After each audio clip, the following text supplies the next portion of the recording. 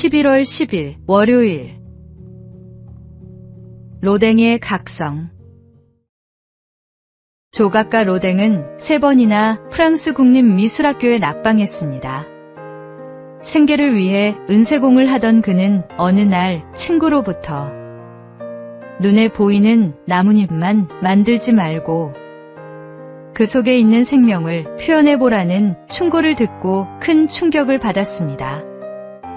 또 어렸을 때부터 자신을 깊이 이해해 주었던 누이 마리아가 세상을 떠났을 때 그는 감당하기 힘든 고통을 겪었습니다.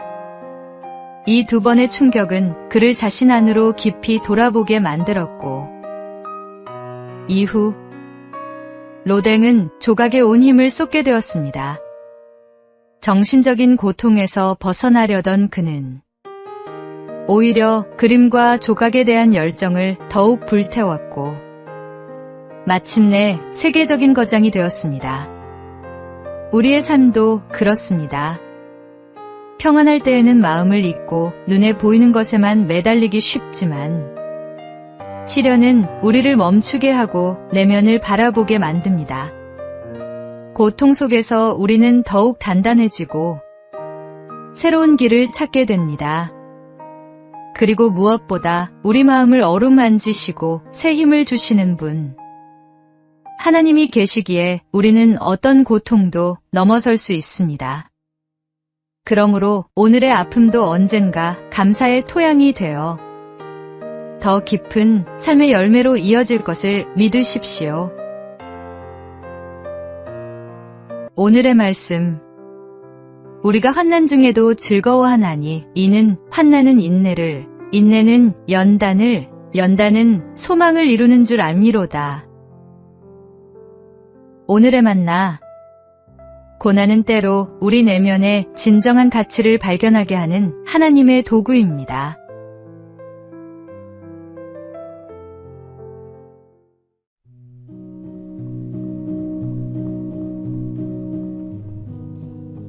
(11월 11일) 화요일. 10만원의 교훈. 한 사람이 특이한 실험을 했습니다. 어떤 마을의 일정한 구역의 집집마다 매일 10만원씩을 나누어 주었습니다. 첫째 날은 사람들은 의아해하면서도 기쁨으로 돈을 받았습니다.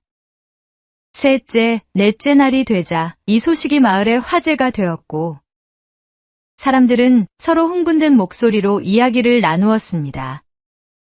둘째 주가 되자 현관 앞에 나와 기다리기 시작했고 셋째 주에는 더 이상 놀라지 않고 당연한 일처럼 받아들였습니다.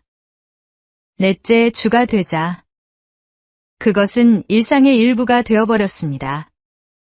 그런데 실험 기간이 끝난 날 그 사람이 돈을 주지 않고 그냥 지나가자 사람들은 성난 얼굴로 외쳤습니다. 왜 오늘은 돈을 안 주는 겁니까? 감사에 익숙해진 사람들이 결국 감사를 잊은 것입니다. 사실 우리의 삶에도 비슷한 모습이 있습니다. 매일 아침 눈을 뜨고 숨을 쉬는 일상, 가족과 친구의 사랑, 일용할 양식과 건강. 이 모든 것이 다 하나님의 은혜의 선물입니다. 그러나 반복되다 보면 우리는 쉽게 당연하게 여기고 감사하는 마음을 잃어버리곤 합니다. 오늘 하루 내게 주어진 은혜와 복이 결코 당연하지 않음을 기억해 보십시오. 끊임없이 부어주시는 사랑 앞에 다시 감사하는 마음으로 서는 것이 우리의 영혼을 새롭게 하고 삶을 더욱 풍성하게 합니다. 오늘의 말씀. 내 영혼아 여호와를 성축하며 그의 모든 은택을 잊지 말지어다. 오늘의 만나. 날마다 주시는 하나님의 은혜를 당연하게 여기지 말고 새롭게 감사하는 마음을 회복합시다.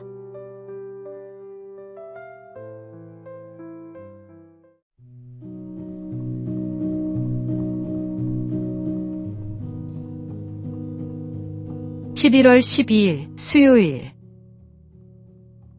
감사로 피어난 작품.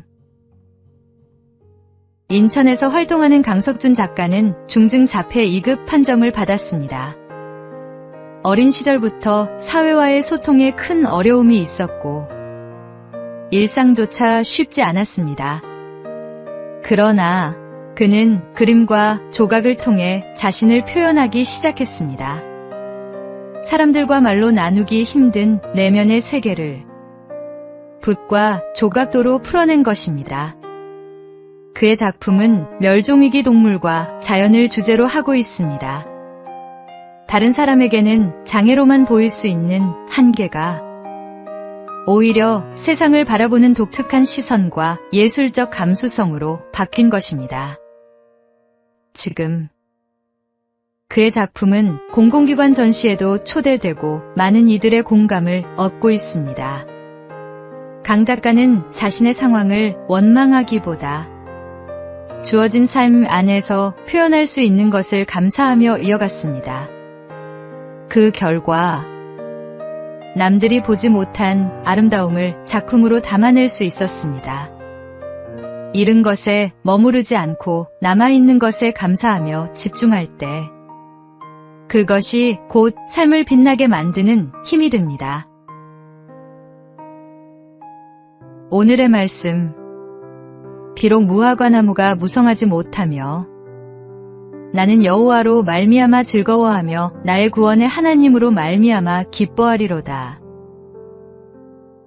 오늘의 만나. 잃은 것을 헤아리기보다 남아있는 것에 감사할 때 삶은 새로운 빛을 냅니다. 오늘도 주신 은혜를 기억하며 감사의 문과 창을 달아 마음을 밝히십시오.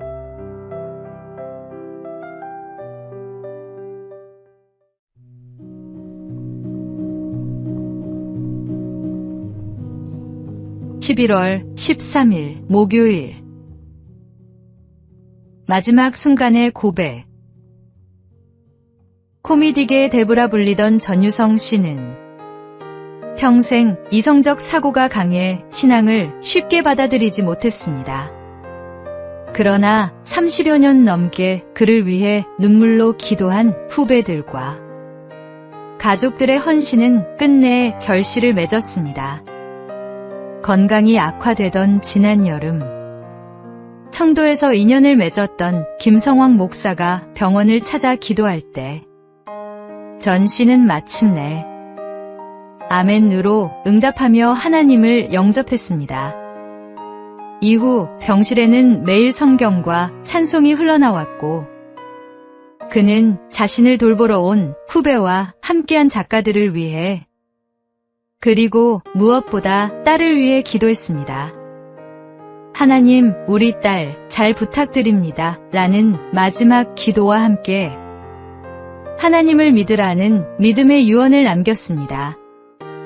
놀랍게도 그의 딸 제비 씨는 아버지의 고백 이후 신앙생활을 시작하겠다고 다짐했습니다.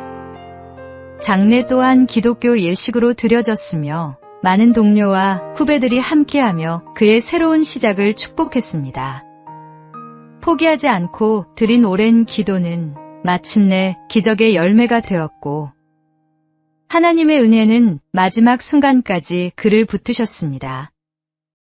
인생의 끝자락에서 드린 이 고백은 모든 이에게 구원의 은혜는 결코 늦지 않다는 사실을 증거합니다. 오늘의 말씀. 누구든지 주의 이름을 부르는 자는 구원을 받으리라. 오늘의 만나. 포기하지 않는 기도가 영혼을 살립니다. 사랑하는 이를 위해 끝까지 기도하는 믿음을 가지십시오.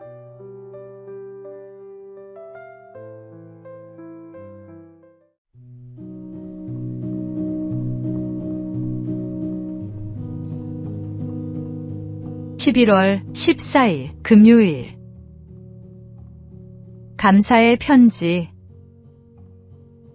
오늘은 가을숲의 빈 벤치에 앉아 새 소리를 들으며 흰 구름을 바라봅니다. 한여름 불볕같이 달아오른 내 마음을 서늘한 바람에 식히며 잠시 앉아있을 수 있는 이 시간들을 감사합니다. 이혜인의 감사 편지에 담긴 고백입니다. 집 앞마당 대추나무에 주렁주렁 열린 열매와 그 꼭대기에서 올려지는 참새들의 맑은 노래. 바람에 흔들려도 흩어지지 않는 그 소리를 들으며 함께 노래하던 순간은 그 자체로 하나님이 주신 선물이었습니다. 또 한 포기에 난을 정성껏 돌보듯 우리를 지켜보시는 하나님의 시선 속에는 따뜻한 사랑이 가득합니다. 난초가 작은 물방울만으로도 싱싱이 꽃대를 올리듯 우리도 날마다 하나님이 부어주시는 은혜를 받으며 살아갑니다. 아침에 눈을 뜨며 하나님께 인사드리고 맑은 눈으로 하루를 바라보는 것, 그것이 곧 감사의 편지가 됩니다. 오늘도 주신 것들을 하나씩 떠올리며 감사할 때 우리의 하루는 더 깊고 풍성해질 것입니다. 오늘의 말씀, 범사에 우리 주 예수 그리스도의 이름으로 항상 아버지 하나님께 감사하며. 오늘의 만나, 감사는 특별한 일이 있을 때만 드리는 고백이 아닙니다. 평범한 하루 속 작은 순간들을 붙잡아 하나님께 감사해 보십시오.